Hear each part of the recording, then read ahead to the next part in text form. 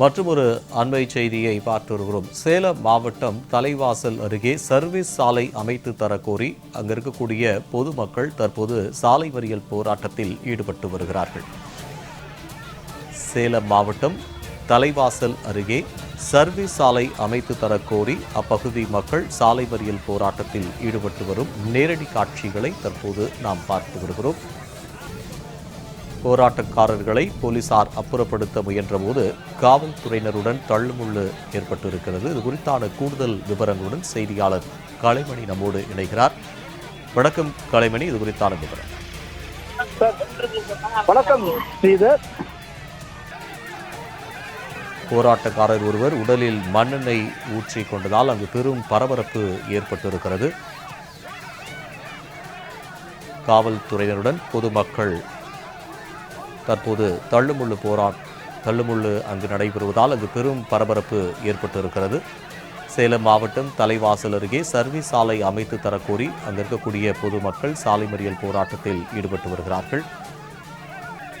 மணி விழுந்தான், சாத்தப்பாடி உள்ளிட்ட பகுதிகளைச் சேர்ந்த பொதுமக்கள் சாலை மறியல் போராட்டத்தில் ஈடுபட்டிருக்கின்றனர். போராட்டத்தில் ஒருவர் தன் உடல் மீது மண்ணெண்ணெயை ஊற்றிக் கொண்டதால் அங்கு பெரும் பரபரப்பு ஏற்பட்டிருக்கிறது. குறித்தான கூடுதல் விவரங்களுடன் கலைமணி நம்மோடு இணைகிறார். வணக்கம் கலைமணி, இது குறித்தான விவரம். வணக்கம் ஸ்ரீதர்.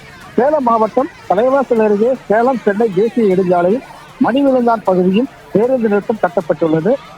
இந்நிலையில் சர்வீஸ் சாலை இல்லாததால் பேருந்து தாங்கள் பகுதிக்கு வர முடியவில்லை என கூறி பலமுறை அதிகாரிகளிடம் மனு புகார் அளித்துள்ளனர். இது குறித்து எந்த அதிகாரியும் இதுவரைக்கும் நடவடிக்கை எடுக்கவில்லை என கூறப்படுகிறது.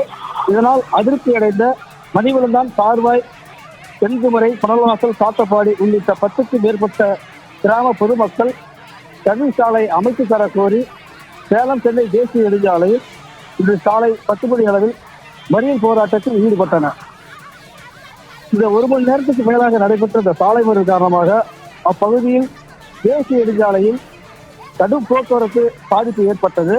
இது குறித்து தகவல் அறிந்து வந்த ஆத்தூர் டிஎஸ்பி தலைமையிலான போலீசார் மறியலில் ஈடுபட்டவர்களிடம் பேச்சுவார்த்தையில் ஈடுபட்டனர்.